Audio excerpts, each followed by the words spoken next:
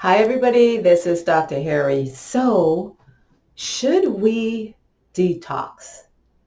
And I know when many of us hear the word detox, we start thinking fasting. We start thinking like, how many pills should I be taking? And should I be taking something that makes me urinate a lot? Should I be taking laxatives? And these are all questions that we have. Is that what detox is about?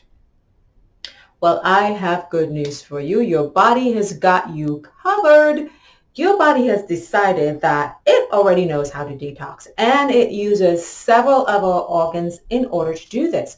Now, our primary detoxification systems are the liver and GI system, the lungs, of course, because we breathe in and out through that, the kidneys, and the skin.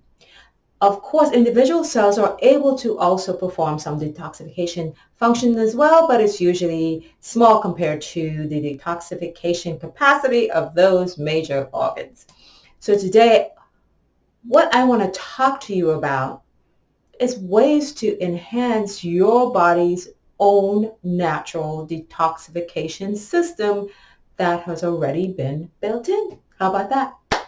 So the first thing that we want to do in terms of detoxification is the first thing that we want to do is avoid things that damages those particular organs, right? So we want to avoid things that perhaps will damage the liver, and things what I'm talking about, for example, would be excessive alcohol use, for example. We know there's some studies that say mild to moderate drinking actually has some health benefits, but excessive alcohol consumption can actually lead to significant liver damage.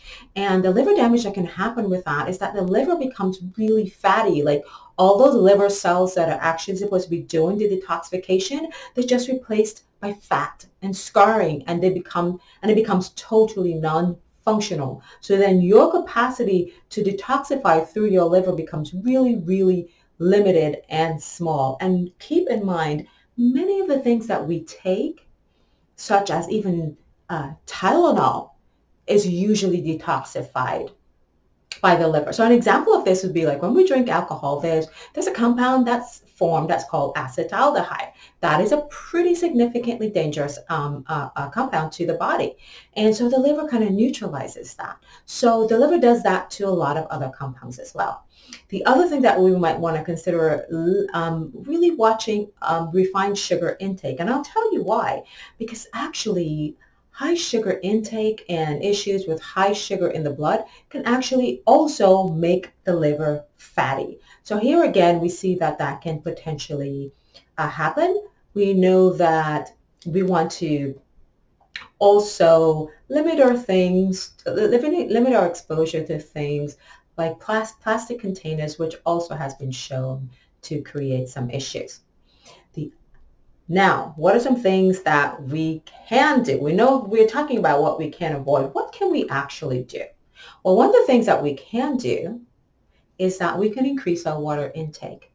Many of us walk around seriously dehydrated. By the time we feel thirsty, we are really behind on our water, especially as we get older, because our thirst centers that tells us, hey, you're thirsty, don't function as well. So it's really important to have good water intake, because that, believe it or not, actually helps to flush things out of the system. When the body normally breaks down food such as protein, the waste products formed from that, such as urea, carbon dioxide, and so we do need water in order to flush that out.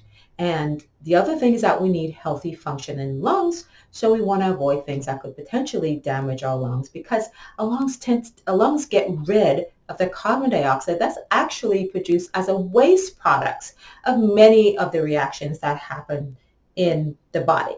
And here you thought it was just about exchanging oxygen for water, even though for oxygen through the lungs. And that is really super important, but the lung usually has a really big function as well. The other thing that we want to do is perhaps limit our salt intake. Let me explain that a little bit. When we eat a high amount of salt, the body is really good at regulating the salt that's found in the serum or the bloodstream. Because if the salt level is too high, it can cause us significant problems. So what the body does, the brain sends out a special hormone called antidiuretic hormone that actually decreases our ability to urinate because it wants to hold onto the water to dilute the bloodstream because we have too much salt in the bloodstream. Do you understand how that works? So when we hydrate, then the body goes, oh, okay, now there's just the right amount of salt in the bloodstream so we can allow you to get rid of excess water.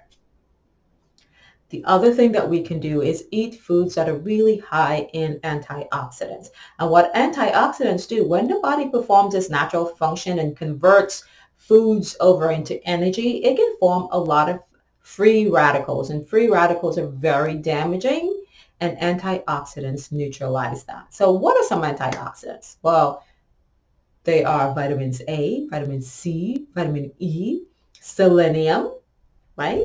So those are some antioxidants. We also know of lutein. We also know of zeaxanthin. There's lycopene.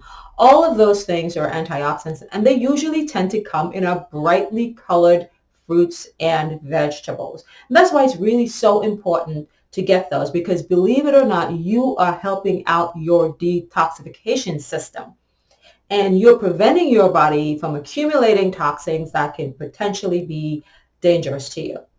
Did you know that egg yolks also can offer significant antioxidants, because egg yolks are high in sulfur, and sulfur is really a really good compound that the body uses to neutralize things. So sulfur is present in garlic, it's present in onions and egg yolks. You will also find it in broccoli. If something tends to have a little bit of a odor to it, it probably has sulfur in terms of that food. Finally, exercising is really, really important, because exercising gets everything moving. And let's not think of it as exercising. Let's just think of it as movement, because exercise, I think a lot of times it implies that we're going to be in significant pain for a short period of time. But it's just really keeping our body moving, keeps everything moving. And finally, getting some sleep is really important, because sleep is the time that the brain actually clears out a lot of the junk that is built up throughout the day, and it gets rid of it and it rejuvenates. This is important because some studies have linked the protein that's associated with Alzheimer's disease. Some studies have said that when we don't sleep enough, we tend to accumulate more of that protein and may subsequently increase our risk of dementia.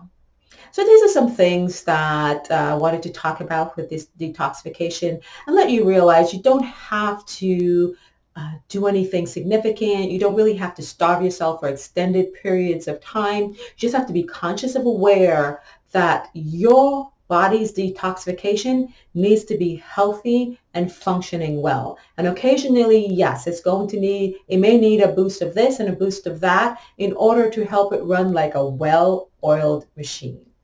So until next time, this is Dr. Harry, and I hope this information was helpful to you. Drop me some comments and let me know what you think, or if you have any specific questions. Until next time, bye-bye.